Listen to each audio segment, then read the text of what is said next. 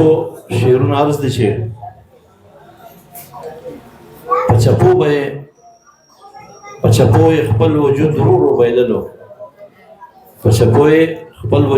بایللو د ساحل په مخ جوړ کړی چا ګلابو. او ننګیال صاحب ته یو شعر ډالۍ کومه د بابا صاحب یو ګیله ده د نفاق وینو چې زیلو سره وخوړ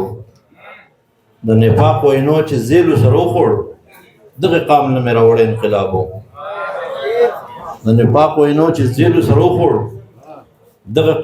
راوړی انقلابو او حد یې دغه چې یو ګل پکې ځای نه شو یو ستا زړه و بل د دې وطن نصابو. حد یې دغه چې یو ګل پکې ځای نه شو یو ستا زړه و بل د دې وطن نصابو. او یو دو شعر نور دي چې زی فرهاد او ما شیرینه نکړه انا چې زار مونږ په مینه نکړه. مننه. خوبانه ګل شوې غرونه بیا سپین شولو. عبید صاحب خوبانه ګل شوې غرونه بیا سپین شولو ما او جانان خبره سپینه نکړه. مننه دي. خوبانه ګل شوې غرونه بیا سپین شولو ما او جانان خبره سپینه نکړه. او دو شعر تاسو ټول ډالۍ کوم د نوي تهذیبونو د هجوم په شور کې قامونه ورک شي چې د ژبې دود دستور وانخلي. ساور پکو پمړو جذبو کې تر هغې به ګوله تنکي ذهنونه چې تر څو قامي شعور وانخلي. مننه جي. او غزل به درته ووایم چې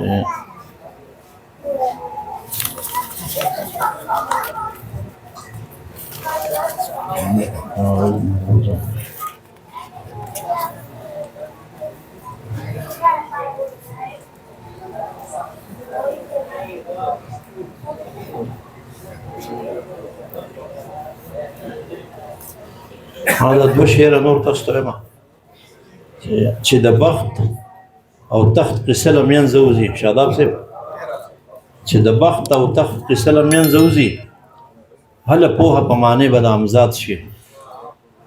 او که دنیا سره بدل شوې لاړې ورک شوې دنیا ځان سره بدل کړه چې یاد شي. مننه. او مینه شه چې مینه کې تحلیل شي. حیدرجي صاحب مینه شه چې مینه کې تحلیل شي د زوال د اندېښنې نه آزاد شي.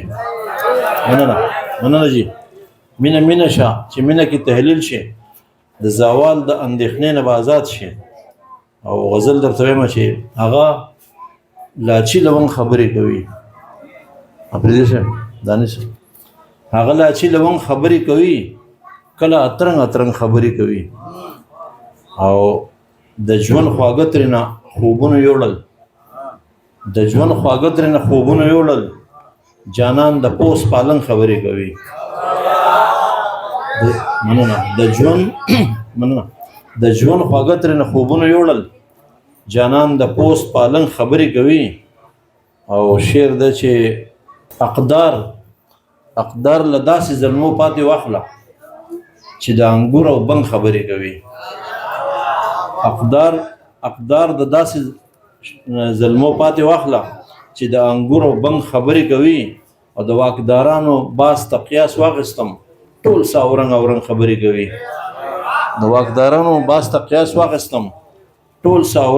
خبرې کوي. او معاصرینو لیونی ګڼلی چې د ناموس او ننګ خبرې کوي. معاصرینو لیونی بللی چې د ناموس او ننګ خبرې کوي. او کیفیت یو شي د بنګړو او تورو. حبیب صاحب کیفیت یو شي د بنګړو او تورو خو چې مستی د شرنګ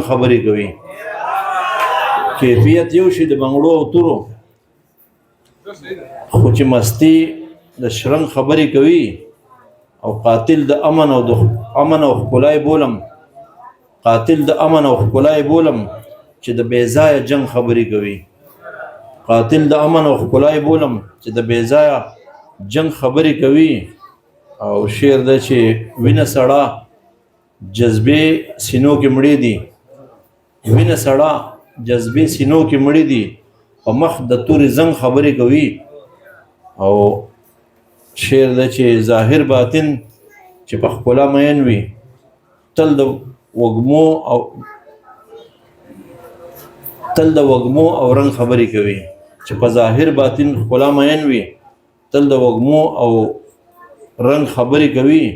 او د زمانې ورته غوږ نه دی ګوله، د زمانې ورته غوږ نه دی ګوله، د زمانو ملنګ خبرې کوي.